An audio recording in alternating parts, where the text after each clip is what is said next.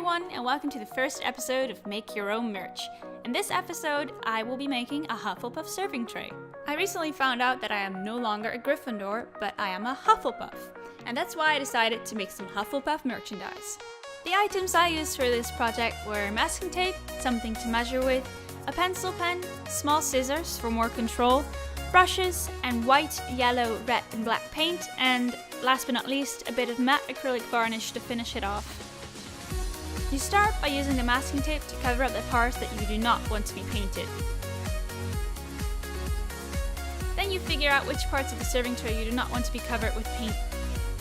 You have to be very careful with this, because if you mess this up, it will look uneven, and that's not what we want. So take your time with this.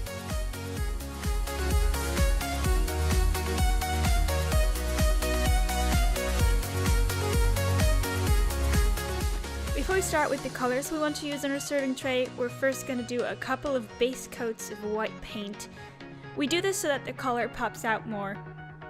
Make thin layers so that it'll dry faster, and do multiple layers so that you have an even white coat. This even white coat will make sure that the color you put on will be even as well. Next up, we get rid of the masking tape. Do this when the paint is still wet, because otherwise the masking tape will get stuck to the paint and to the serving tray, and that's not what we want. And then soften up the edges a bit. Find the logo you want to use online, print it, cut it out, and use it as a guideline for where your paint should go. Once again, we're using a couple layers of white paint so that the actual colors we'll be using pop out more.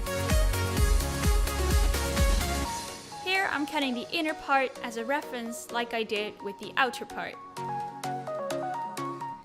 Once the white paint is dry, put on your reference and start painting the outer layer of your logo. For a bit more dimension, I decided to press on darker grey paint with a piece of kitchen paper.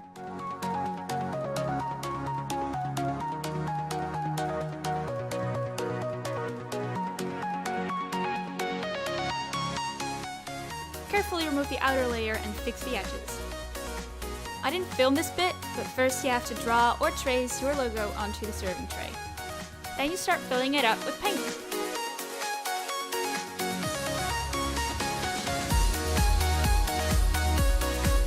You can't really see it here, but I used some great paint to make the leaves in the logo, and when that was dry, I went over it with a bit more yellow paint to make it look softer.